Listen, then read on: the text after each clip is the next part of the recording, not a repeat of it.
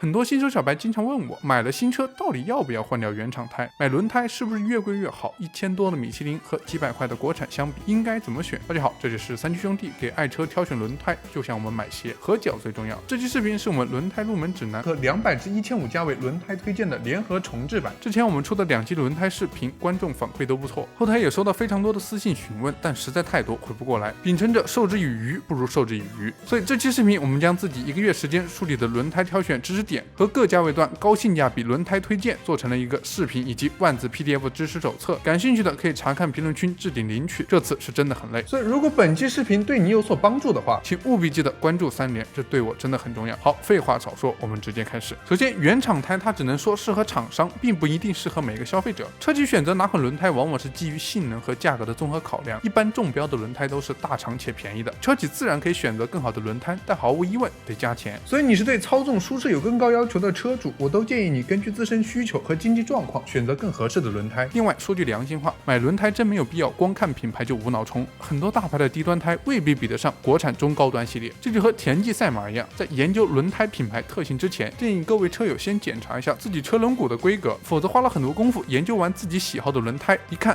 没合适的尺寸，这就有些白搭了。轮毂又名轮圈，用最小白的话解释，就是轮胎内廓上的这个金属大圈，轮毂的宽度决定了轮胎宽度的取值范围。例如看图中的这个轮毂，假设轮毂上标注的是 7.0J，7.0 代表7英寸， J 代表轮胎凹圆的形状和高度，除此之外还有 C、JJ、JK 等高度表示。关于轮胎的宽度并不是越宽越好，看您个人喜好。一般而言，轮胎宽度对行车影响主要有2个，油耗和抓地力。选更宽的轮胎和地面接触面积越大，摩擦力自然就更强。更宽的轮胎意味着更好的抓地力，但行驶同样里程会更耗油一些。绝大多数车主都不需要考虑太多，选择最佳胎宽即可。关于轮毂规格以及适用胎宽的问题，我们大致可以参考这张图表。例如 7.0J 对应的最佳胎宽是215，而尺寸相近的205、225理论上也没什么大碍，但实际上一种轮毂可以适用的轮胎宽度远不止3种。7.0J 15、16寸的轮毂理论上极限可以装上265、75的轮胎，这个具体我们可以参考这个国标，各位车主根据图表直接查就可以了。如果有需要文件的车友，可以直接后台私信我们，当然这也是理论数值，实际情况还是得具体分析，所以小白的话还是去专业改装店咨询一下更加靠谱。那么轮胎规格应该如何看呢？我们可以直接看图，假设一条21545ZR1791W 的轮胎，215就是我们刚刚确认好的最佳胎宽，45代表扁平比是用断面高度除以断面宽度得到的。咱们只需要记住，一般扁平比越小，胎壁就会越薄，更易于操控，但是减震效果会变差。想象一下 F1 赛车你就懂了，通常家庭用车都会兼顾舒适，扁平比不宜太低，轮胎更厚一些，在颠簸路面上会起得很好的缓冲效果。而代表子午线结构即 radio 的第一个字母，而前面的这个 Z 则说明这是一条高速轮胎。斜胶轮胎的规格是用 BD 表示，数字17代表轮毂直径，91是载重指数代号， W 则是速度级别的代号。关于载重指数和速度级别的对应图，我直接放这里了，有需要的朋友可以截图参考。在行驶过程中，如果负荷超载或者速度超过轮胎极限，就会有爆胎的风险。买新车更换原厂胎的朋友，这2个指数都应该适度在原厂胎之上，否则就没太多更换意义了。在买轮胎时也别忘了看轮胎生产日期，一般轮胎的保质期在4到5年，超过期限就会逐渐老化，谁也不希望买到库存胎，对吧？在轮胎的外胎侧，你可以找到 DOT 开头的一串字母数字，中间的2串分别代表轮胎的产地和工厂代码。我们主要看后4位，例如3321就表示这条轮胎是在21年第33周生产的，换算过来大概是8月中旬。轮胎通常没有假冒这一说法，就和小作坊造不出 CPU 是一个道理，但需要注意一些奸商可能会偷偷修改日期标识，把旧胎当新胎卖。这种在买的时候可以注意轮胎标识是否为一个整体，有没有接缝或者不平等的痕迹，因为轮胎本身因产品特殊，买到生产日期在2年内的轮胎都是正常的。不放心的可以在品牌轮胎的电商旗舰店购买，现在流行线上买到店装的模式，网上买轮胎再到授权的线下店免费安装。安装轮胎时inside的标识是装在轮胎里面的，如果标识在外就可以确定轮胎装反了，会加速轮胎的磨损。轮胎一般用到什么程度需要换呢？有3个标准，一般使用3到5年可以考虑一换，或者当轮胎磨损标识达到 1.6毫米，或者胎面出现缝隙、鼓包等情况，这些都是需要及时更换轮胎，否则会对行车安全产生较大的影响。花纹对轮胎的影响是非常大的，就好比我们鞋底的各种条纹，不同设计有着不同的静音和运动性能，尤其是在雨天行驶车辆，好的花纹设计能够极大增强胎面和路面的摩擦力，防止轮胎打滑。一般而言，经常跑高速的车都会选择排气好、散热快、稳定好的纵向条形花纹胎，经常在一般道路行驶的车会考虑附着性好、更加耐磨的横向花纹胎，比如很多出租车或者跑滴滴的都有这样的需求。对于新手小白来说，研究花纹是极其复杂的，所以 UP 建议根据轮胎定位的不同，选择最适合自己的产品。绝大多数轮胎可以分为运动操纵型、舒适静音型、经济耐磨型，不同品牌定位叫法不同。今天我们的轮胎推荐各价位段均取自某宝某东官方电商平台，通常会比线下门店更加实惠，每款轮胎详细参数都有在视频里标出。当然，各个品牌的轮胎层出不穷，阿布并不能把所有轮胎都亲身体验、横向对比过，所以更多只是做了整理工作，抛砖引玉。也欢迎您在评论区分享自己的玩胎心得。首先，我们先从绝大多数车主默认首选的静音舒适型轮胎讲起。如果你开车只是为了通勤代步，并不追求极致的速度，这类轮胎一定会让你满意。通常优秀的舒适性轮胎100到0干湿地刹车距离也能做到3到40米，安全性方面有足够的保障。200至400元价位推荐朝阳轮胎 PR 和固特异 NCT5。朝阳轮胎官方主打静音和舒适，是一款成立于1958年的老国货品牌。这款轮胎咱不能说静音舒适性做得有多好，毕竟这个价位你还要什么自行车呀？但胜在各项性能均衡，性价比极高。对称型花纹的设计也能降低轮胎滚动阻力，达到节能的效果。在媒体将其与马牌 MC5 的对比中，两款轮胎除了在干地抓地力和极限操控性方面有些许差距外，其他均达到同级别水平。而固特异 NCT5 一直有着配套大师的美誉，即使奥迪、宝马这样的一线品牌整车厂也会将其作为出厂配套轮胎，定位是静音和耐磨。但由于胎面较硬，舒适性偏差，这条轮胎对于绝大多数消费者来说已经可以满足实用的需求了。售后服务价格方面也比较到位，400至600元价位，这个预算你已经可以买到非常不错的大厂胎了。例如部分规格的马牌 CC6 和固特异域城。首先推荐韩泰 EX 的 H308和 H426花纹。第二，德国马牌，这个品牌的知名度几乎和米其林不相上下。这里我们推荐 CC6 是中国特供产品，在原来的 CC5 花纹基础上加装了消音舱和变频降噪器，不过调教比较极端，天赋全点在静音上了。这款胎的干湿力表现真的是惨不忍睹，百公里减速测试中，干地刹车48米，湿地刹车平均57米，适合对静谧性有较高要求的车主，但出于对自己行车安全的考虑，购买之前还请好好斟酌。在600元价位以下选择静音胎，我会建议各位观众不要只关注轮胎表面数据，也应看看 NVH 主观测试的结果。相信大家都有坐网约车全程噪音嗡嗡作响的经历，这种声音你单去测分贝并不高，但就是听着别扭，让你头很晕。在选购轮胎时，也不要忘记关注车友的主观评价。到了600至800价位，这个价位的轮胎通常不会有明显的短板，并且能满足绝大多数车主的使用要求。首先推荐普利司通的 ER33花纹，造胎理念就是均衡无短板，这让它成为了很多中级车的配套轮胎。第二，邓禄普 V1302，改款采用改良连线，直径更粗，相比一般连线有着更高的强度。V1302还有着低油耗、长里程的特点，与米其林和普利司通这类大牌相比，价格上也更具优势。邓禄普本身也是充气轮胎的发明者，各方面表现均衡。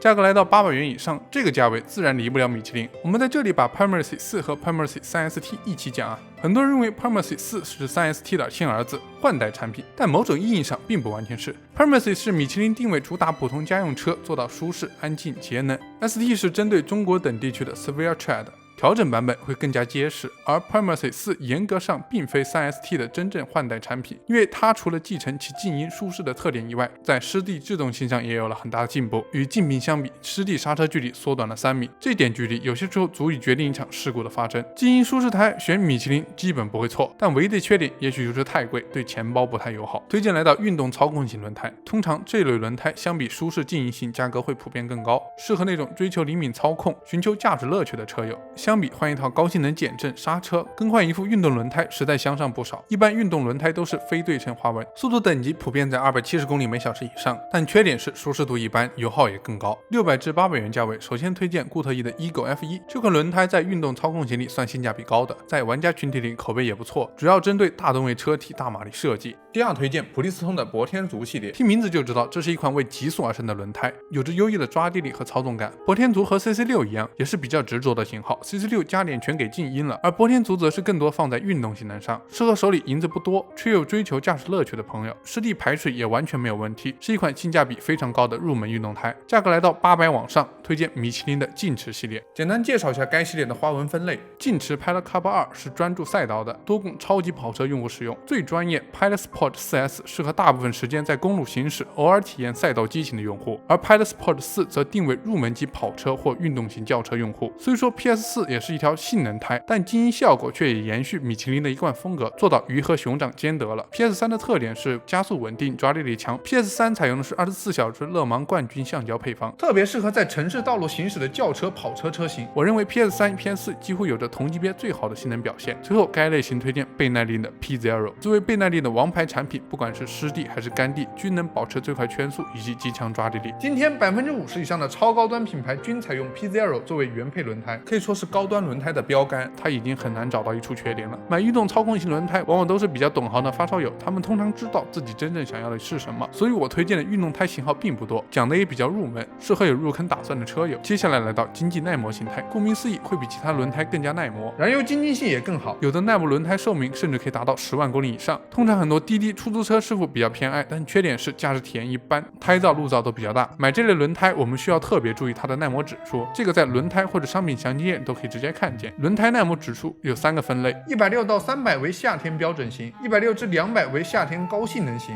，300至540则为全天候标准型。数值越高越耐磨，但需要注意，这种比较只存在于同一品牌之间，无法完全跨品牌比较。另外再科普一个实用知识，美国交通部规定，轿车轮胎上必须有轮胎磨耗、牵引力、生热3个标志，也就是咱们常说的3T 标识。刚刚耐磨指数已经说了，而牵引力指数则是由刹车长短决定，分为 AA、A、B、C 4个等级 ，AA 最高 ，C 最次。生热指数和轮胎高速性能有关，指轮胎抗热量产生能力，分为 A、B、C 3个等级 ，A 最佳。等级越高的轮胎在高速行驶中有效减少轮胎生热，防止轮胎老化，使用寿命更长。因为购买这类轮胎的车主大多都是为了省钱，所以我们的价格推荐只做到200至600元区间，200至400元价格段。首先推荐佳通的 GT Comfort T20系列，200多的价格就可以买到一条各方面性能都比较均衡的轮胎，将就用用没什么大问题。第二，韩泰 K407，这是一款国内 OEM 市场最常见的轮胎，深受整车厂喜爱啊。第三，锦湖 KH18，这款型号在时速80公里以下，这款轮胎的胎噪控制都还不错，但当超过100公里每小时时，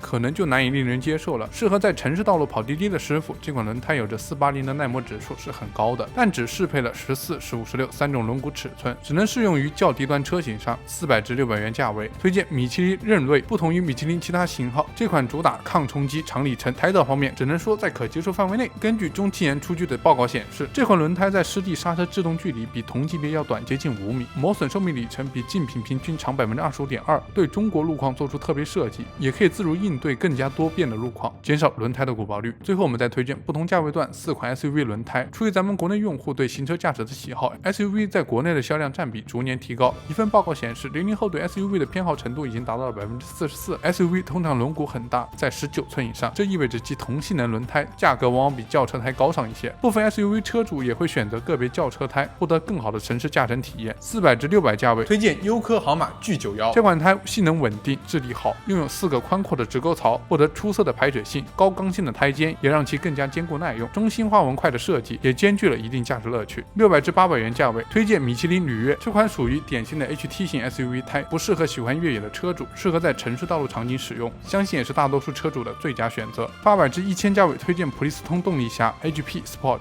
专为豪华 SUV 打造，是一款兼具运动和舒适的运动胎，价格来到1000以上，则可以考虑德国马牌的 UC6 SUV。UC6 本身的产品理念就是尽可能的均衡。UC6 SUV 在设计时也有考虑亚太地区消费者的需求，在经营方面做特别的优化。同样是一款很难挑出缺点的轮胎，从预算角度来说，500元价格以内选用经济耐磨型轮胎或国产舒适性轮胎都是不错的选择。舒适胎的价格一般选用500至1000以内，适合家庭商务场景使用。价格再往上的舒适胎，使用体验边际递减。预算1000元以上，大多就是追求性能操控的硬核车友了。宝马配好安，选择轮胎不一定要唯品牌论，而是应该从自己使用场景入手，看准需求，把钱花在刀刃上，这才是性价比的表现，也是本期视频的宗旨。以上便是本期视频的所有内容了，感谢您可以看到现在。更详细的轮胎购买指南、型号推荐，可以看我们评论区置顶领取 PDF 手册，相信在那份资料的帮助下，你一定能独立找到最适合自己的轮胎。如果觉得本期视频对您有帮助，不妨给我一个关注和一键3连，我们下期再见。